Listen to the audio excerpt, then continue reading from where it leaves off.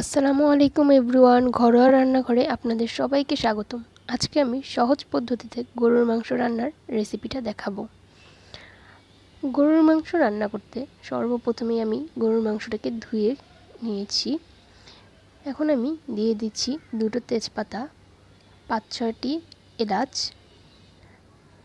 3টি দারচিনি ছোট করে ভাঙা, 10-12টি লং।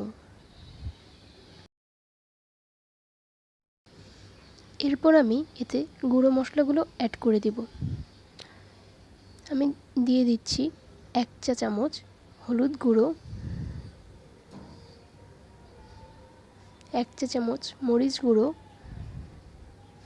1 চা চামচ গোলমরিচের গুঁড়ো, 1 চা চামচ ধনিয়ার গুঁড়ো, 1 চা চামচ জিরার গুঁড়ো আর গরম মশলার গুঁড়ো।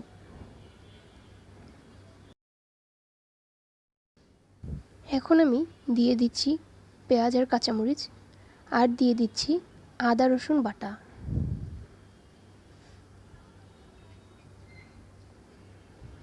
এখন আমি এখানে স্বাদমতো লবণ দিয়ে দিচ্ছি। এখন আমি তেল দিয়ে দিচ্ছি। যেহেতু আমার মাংসে চর্বির পরিমাণ কম, তাই আমি তেলটা একটু বেশি দিয়েছি। আপনারা আপনাদের পরিমাণ মতো তেলটা দিয়ে নেবেন।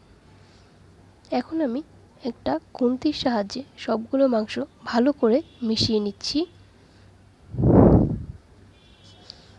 মশলাগুলো যাতে সবগুলো মাংসের সাথে ভালো করে মিশে যায়, এদিকে খেয়াল রাখতে হবে। আমার ভিডিওটা যদি আপনাদের ভালো লেগে থাকে তাহলে অবশ্যই লাইক, কমেন্ট অ্যান্ড শেয়ার করবেন। আমার মাংসের সাথে মশলাগুলো ভালো করে মিশে গেছে। এখন আমি মাংসটাকে চুলোতে বসিয়ে দেব। আমার নিত্য নতুন ভিডিও পাওয়ার জন্য অবশ্যই চ্যানেলটিকে সাবস্ক্রাইব করে পাশে থাকা বেল আইকনটি ক্লিক করে দেবেন।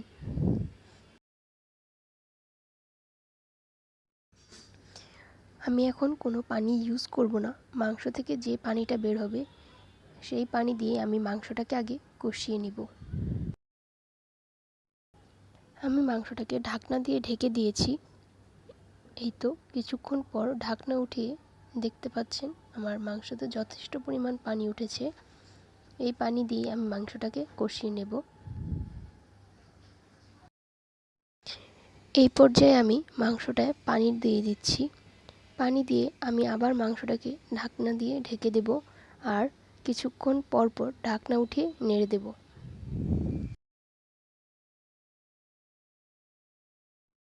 আমার মাংসটা অলমোস্ট রেডি হয়ে গেছে।